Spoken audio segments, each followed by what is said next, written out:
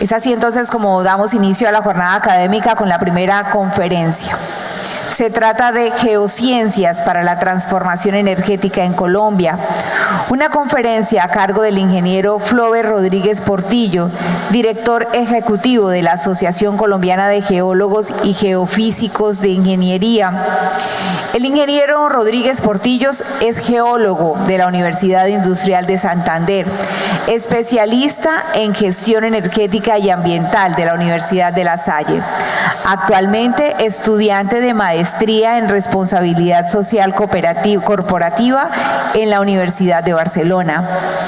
Inició su carrera como pasante en OCOL, luego trabajó en el Instituto Colombiano de Petróleos ICP, posteriormente trabajó en el Grupo de Cartografía de Servicios Geológico Colombiano.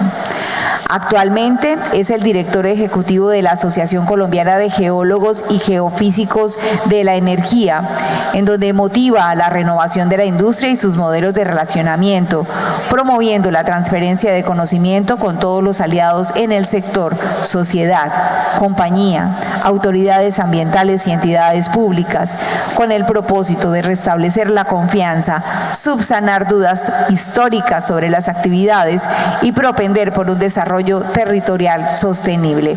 Bienvenido, ingeniero.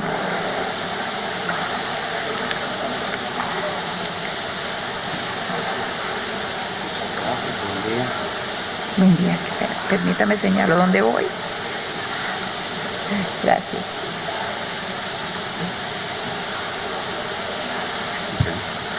Muy buen día para todos, cordial saludo. Bienvenidos a Barrancabermeja. Ya el calor nos da una muy buena bienvenida.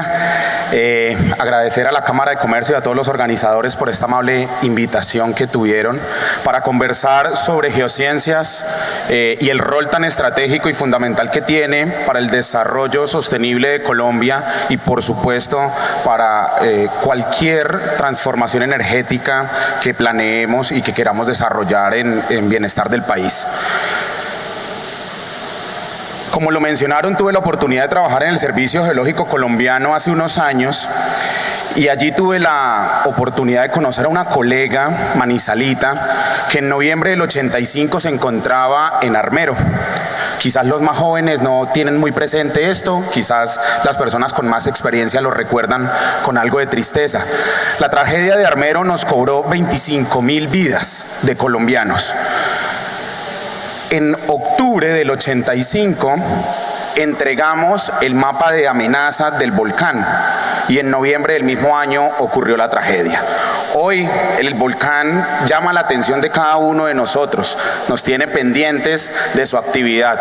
Hoy, después de más de 35 años, tenemos un sistema de monitoreo, un sistema de protocolario que nos permite tomar decisiones en torno de la actividad del volcán y que seguramente va a salvaguardar la vida de tantos colombianos que tenemos. Para que ustedes se hagan una imagen, Yondó, municipio vecino de Barrancabermeja, tiene alrededor de 18.000 habitantes versus los 25.000 que perdimos en Armero. Básicamente, la geología y las ciencias de la tierra nos brindan esa oportunidad de colocar conocimiento aplicado en la mano de la toma de decisiones en nuestro país. ¿Y por qué arranco conversando sobre este tema? Porque es que el ordenamiento territorial en nuestro país es el pilar para cualquier transformación energética que queramos desarrollar. Conocer muy bien el suelo y el subsuelo de nuestros territorios es fundamental, no solo para gestionar de manera adecuada los recursos naturales que identifiquemos, sino porque no hay mejor manera para proteger nuestros territorios que conociéndolos en detalle. Y en este sentido, el Ministerio de Vivienda hace unos años nos ponía sobre la mesa unas consideraciones bien importantes. Los planes de ordenamiento territorial, que son los que nos indican y nos guían en cómo desarrollar nuestros municipios en general, básicamente presentaban una desactualización o una no existencia del 88% del territorio colombiano. Es decir, el 88% de los POTs, EOTs o PBOTs del país estaban desactualizados, no existían o no estaban vigentes. Y resulta que en esa zona cordillerana que tenemos en nuestro país, tenemos asentados alrededor del 80% de la población colombiana. Y en esa misma zona tenemos amenazas de origen geológico que rondan entre alto y muy alto en la escala que ha sido definida por el Servicio Geológico Colombiano. Consideraciones que debemos tener en cuenta para cualquier planeación del desarrollo del país. En ese sentido, los pilares que consideramos importantes para la transición energética y para la transformación energética que se planea y que se está construyendo para nuestro país, rondan una serie de elementos que consideramos fundamentales, que parten nuevamente del ordenamiento del territorio, y en ese sentido nosotros aportamos en la construcción de política pública con una propuesta de profesionalizar los territorios con conocimiento geocientífico. Explorar el suelo y el subsuelo, no solo en búsqueda de hidrocarburos, es fundamental. Soluciones de descarbonización pueden encontrarse en el subsuelo, almacenamiento de CO2, por ejemplo. Pero además de esto, tenemos todavía mucho que conocer del subsuelo colombiano y que seguramente va a marcar una pauta importante en el desarrollo energético del país. Ahora bien, a lo largo del camino que la asociación a la que represento ha venido recorriendo, hemos tenido la oportunidad de trabajar con más comunidades de diferentes departamentos del país, 20 departamentos, más de 19.000 personas, y un mensaje claro que queda de esas conversaciones es que necesitamos la presencia del Estado en los territorios, gestionando los territorios, conociéndolos en detalle, pero supremamente importante, trabajando de la mano con los habitantes de esos territorios. No hay geólogo que conozca más un territorio que las personas que lo viven, que lo caminan y que lo recorren día a día. Y finalmente, democratizar el conocimiento. Cualquier estrategia de liberar información y de darle acceso a la sociedad en general a la información debe partir de un elemento muy importante, y es la justicia. Y no hay justicia cuando liberamos información que es difícil o supremamente complicado de comprender, incluso para personas que trabajamos en el sector. Así que democratizar el conocimiento y ponerlo sobre la mesa de la sociedad es fundamental, especialmente para que las decisiones que tomemos cada vez sean más constructivas. Y quiero tocar unos temas bien interesantes sobre la matriz energética colombiana. Lo que están viendo en pantalla son dos fotos diferentes en dos tiempos o dos momentos diferentes de la historia del país. Y si ustedes prestan, digamos, atención, se van a dar cuenta de una evolución en términos de los usos que le dábamos a la energía en el año 75 y en el año 2018. Y si lo vemos desde el punto de vista de los tipos de energía que utilizábamos en esos dos momentos distintos, están presenciando ustedes una de las primeras transiciones energéticas que ha experimentado Colombia.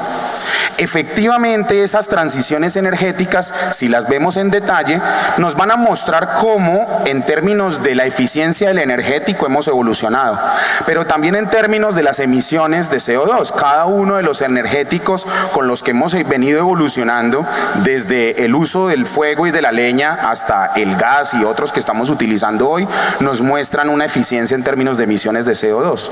Pero tenemos un reto adicional, y es el crecimiento de nuestra población en términos generales. El año pasado el mundo alcanzó 8 billones de personas que necesitan acceso a energía y que necesitan acceso a recursos. ¿Cómo usamos la energía en Colombia? Muchos colegas invitados van a entrar en estos detalles, pero básicamente nosotros partimos de reconocer que tenemos una fortaleza en términos de extracción de energéticos, tenemos unos complementos que utilizamos a partir de la importación, y básicamente, digamos que todo eso se reparte entre exportar algunos de los recursos que producimos y el uso interno que le damos a ellos, por ejemplo, en la refinería de Barrancabermeja. Ahora bien, ¿cómo se traduce ese uso de los energéticos? Básicamente el sector transporte, el sector industria y el sector domiciliario, pues son los principales objetivos del uso de esos energéticos en nuestro país. cabe resaltar que si el país considera un aceleramiento de su industrialización, pues va a requerir discutir si vamos a asumir las emisiones que eso va a implicar en términos de CO2, porque vamos a necesitar energía para mover cualquier industria que queramos desarrollar. Y entonces la pregunta inicial que quiero dejar para el auditorio es: ¿qué vamos a tener? ¿Cuál va a ser esa base productiva de nuestro país a 2050? Y es, digamos, enriquecedor ver tantas caras jóvenes en este escenario, porque son ustedes el futuro de la sociedad colombiana que va a vivir y que va a depender de las decisiones que tomemos hoy en día. Y en torno a esta discusión de la transición energética, yo creo que hay unas preguntas que debemos hacernos y voy a tratar de responder al menos una en este poco tiempo que me queda. Pero básicamente estas preguntas deberían ser una de las guías que nos permitan tener un norte claro, trazar un norte claro. Una vez teniendo ese norte claro, seguramente vamos a poder decidir cuáles son los energéticos más favorables. ¿Qué esperamos de la energía en términos generales? Que sea barata, por supuesto, que no implique un costo demasiado elevado para el consumidor final. Segundo, que sea confiable, que a pesar de que tenemos estos abanicos a la mano, también pudiéramos tener un aire acondicionado que nos ayude. Sería interesante. Y tercero, que sea limpia, por supuesto, en el sentido de la responsabilidad ambiental, por supuesto, pero también en el sentido de la responsabilidad social que implica el desarrollo de cualquier fuente de energía. Y vamos a revisar algunos detalles en este sentido. Para que sea barata, tenemos que comprender muy bien la volatilidad de los energéticos y qué tan asequible puede llegar a ser esa energía para el consumidor final. Este es el panorama del comportamiento del barril de petróleo WTI a lo largo de 60 o un poco más de años, ¿cierto? Básicamente nos muestra lo que muchos de los que están acá conocen y han vivido muy bien en términos de la volatilidad de la industria petrolera en virtud del precio. Y eso, por supuesto, pues nos muestra una serie de implicaciones adicionales. COVID-19 en el año 2020, algo inesperado para cualquier analista de riesgos, nos mostró, digamos, un camino nuevo que debemos comprender en la gestión de los riesgos de los negocios que desarrollamos. Pero el petróleo no es el único susceptible de esta volatilidad. El cobre, muy útil para transmisión eléctrica, por ejemplo, pero también para la construcción de turbinas eólicas, es uno de esos commodities que constantemente fluctúan en su valor y en el tiempo. En términos de confiabilidad, este es un panorama de la costa caribe colombiana. Tuve la oportunidad de trabajar con el Servicio Geológico allá 4 años y sé lo que es llegar a las 6 de la tarde y dormir sin aire acondicionado después de un día maravilloso de 37 o 40 grados de temperatura dándole a una casa de ladrillos. Así que me puedo imaginar lo que significa para sus habitantes que en el año puedan acumular 90 horas sin fluido eléctrico.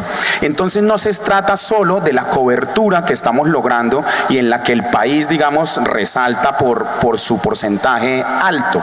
Se trata de la confiabilidad del sistema y que podamos disponer de él 24/7 como estamos acostumbrados muchos de nosotros.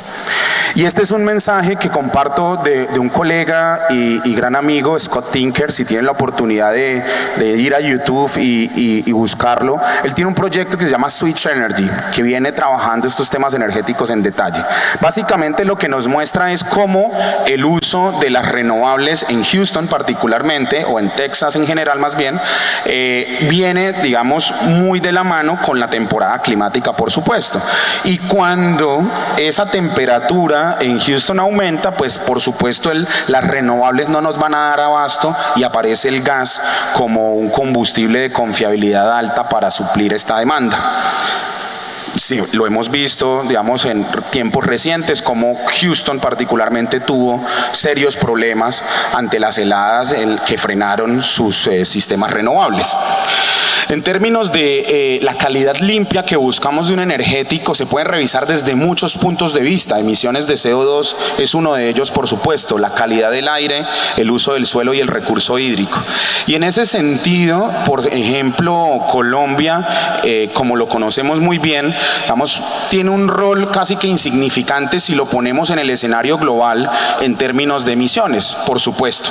Solo participamos con el punto 6 de emisiones a nivel global. Sin embargo, por las características de la posición geográfica del país, ¿cierto?, en el globo terráqueo, pues nosotros somos un país altamente expuesto y altamente vulnerable a diferentes escenarios que se ven, digamos, intensificados o acelerados por el cambio climático, el calentamiento global y todas las implicaciones que tiene esto. Y si a eso le sumamos o recordamos esas cifras de los POTs desactualizados, pues entonces tenemos un país altamente vulnerable y un país que, si está discutiendo el futuro energético, debería partir de reconocer la importancia que tiene el ordenamiento de sus territorios.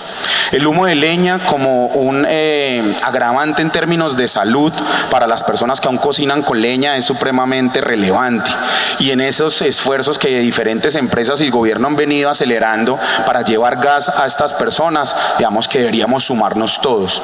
Pero no se trata exclusivamente de verlo desde el punto de vista de la salud. Si queremos verlo desde el punto de vista de los objetivos de desarrollo sostenible, las personas que están más expuestas a esto son las mujeres.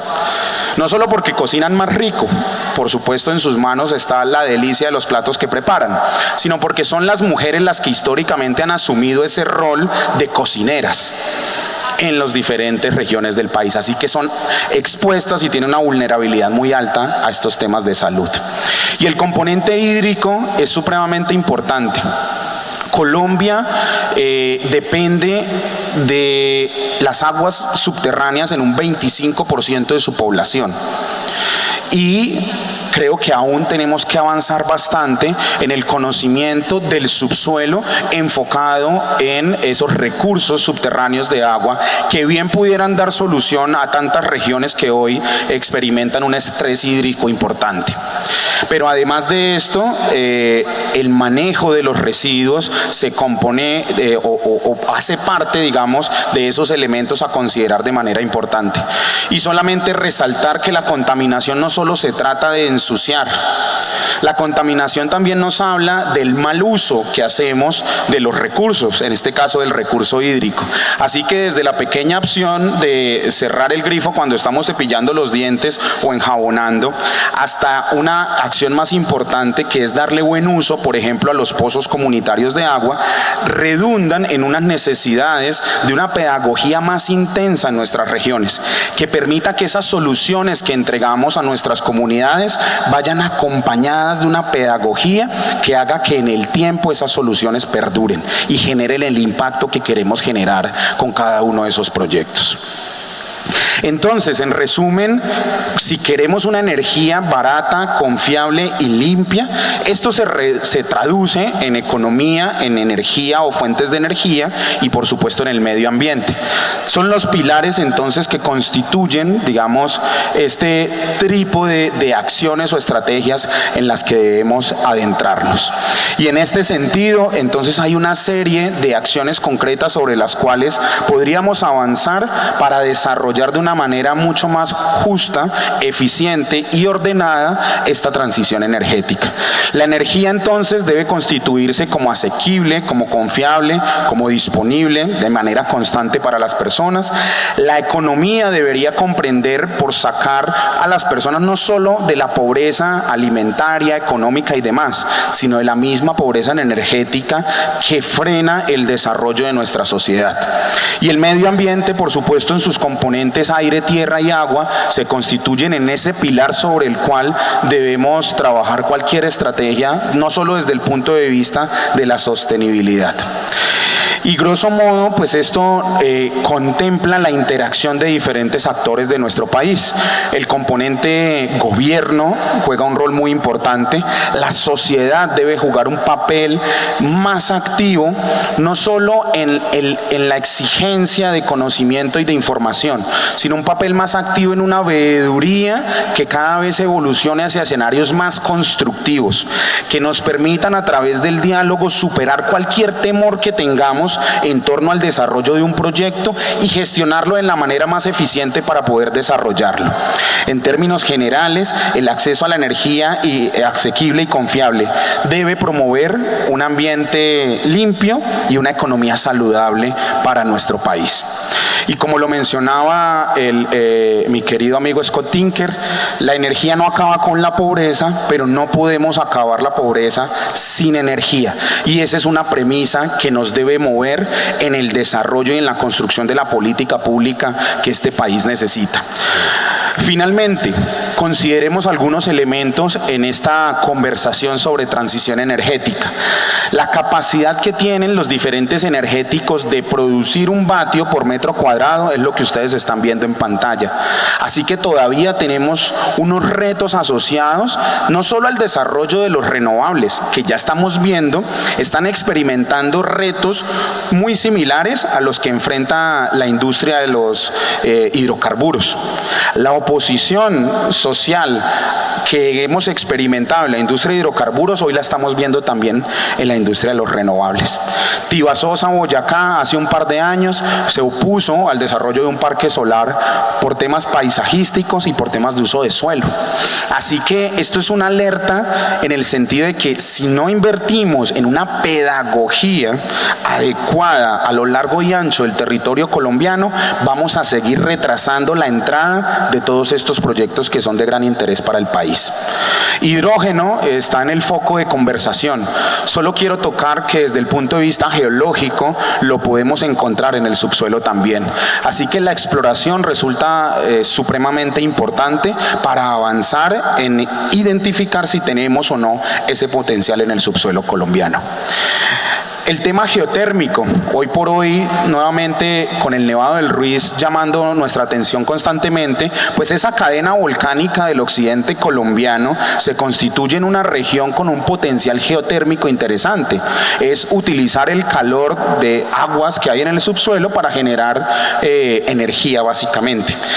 Yo les pregunto qué pensará hoy un campesino que acaba de ser evacuado de las cercanías del volcán Nevado del Ruiz cuando le digamos que vamos a perforar un pozo para geotermia allí. Entonces los retos siguen siendo mayúsculos. En hidrocarburos, que sigue siendo un commodity muy importante para nuestro país, no solo por lo que significa en la canasta económica del país, como fuente de ingresos vía exportaciones, como fuente de ingresos vía regalías y demás, es porque la industria de hidrocarburos nos ayuda a responder preguntas como las que ustedes ven en pantalla. El conocimiento que ha venido levantando la industria de hidrocarburos por más de 100 años nos va a dar herramientas para solucionar temas de nuevas fuentes de energía y temas de descarbonización, utilizando el subsuelo como un objetivo para ello. Y si todavía se preguntan en dónde perforarían el pozo, depende del objetivo que estemos buscando, pero mis queridos geólogos estructurales les van a decir que siempre el porcentaje de incertidumbre va a ser bastante alta. Así que elaborar el conocimiento del subsuelo sigue siendo una tarea fundamental para nuestro país. Y en este sentido solo quiero llamar la atención sobre las características de la industria de hidrocarburos en nuestro país en términos de los tiempos que están estipulados para el desarrollo de la misma. En términos prácticos, la etapa exploratoria normalmente se compone de 6 años. Sin embargo, por las diferentes trámites que se tienen que surtir en nuestro país a nivel social y ambiental, estos tiempos, digamos, constantemente se ven alargados. Entonces, una de las características que necesita Colombia en esta discusión de transformación energética es reglas claras y reglas constantes en el tiempo, que por supuesto son susceptibles de evaluación y de mejora, pero que nos den la tranquilidad de avanzar de una manera importante en las inversiones que necesita el país. De los 117 contratos que solo están en la etapa de exploración, tenemos 34 que están suspendidos por diferentes razones. razones, por diferentes motivos.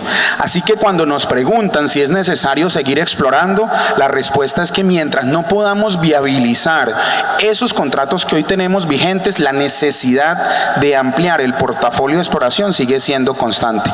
Y a eso le sumamos todos estos importantes objetivos que podemos lograr con el conocimiento avanzado del subsuelo. Y finalmente, esas famosas reservas 1P que mucho tuvieron que discutirse producto de diferentes comunicados e informes que fueron publicados, a esas reservas 1P llegamos explorando exclusivamente. Necesitamos más sísmica, necesitamos más pozos exploratorios para que podamos mover esos recursos hacia esos renglones de reservas que solo significan que hoy y en este momento las podemos sacar porque son comerciales y porque pagan la inversión y pagan todo lo que significa para la industria de hidrocarburos producirla. En el 2022, de los 68 pozos que se perforaron, digamos que 47 ya culminaron la etapa de evaluación y de esos 13 anunciaron descubrimientos para una tasa de alrededor del 28%. Si lo vemos en detalle, básicamente necesitaríamos un ritmo de perforación de al menos 200 pozos al año para que vía exploración podamos hacer un empuje grande a la adición de recursos y de reservas que necesita el país. El nivel de sísmica en nuestro país sigue en niveles históricos. Yo celebro que Ecopetrol recientemente culminó o hizo el último disparo de la sísmica Flamencos 3D acá en el Valle Medio del Magdalena.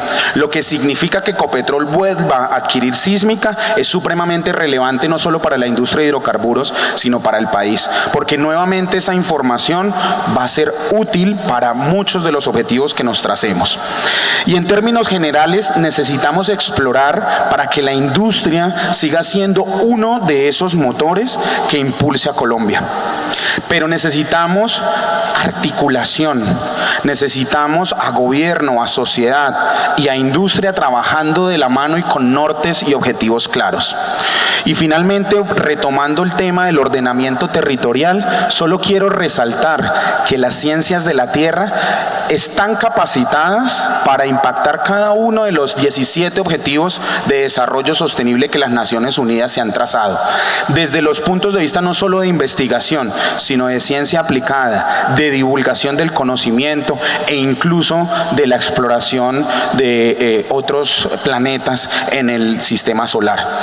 Les agradezco mucho su atención, espero que tengan una maravillosa jornada, que podamos conversar y discutir en más detalle cada uno de estos temas que resultan trascendentales para el futuro de Colombia. Muchas gracias.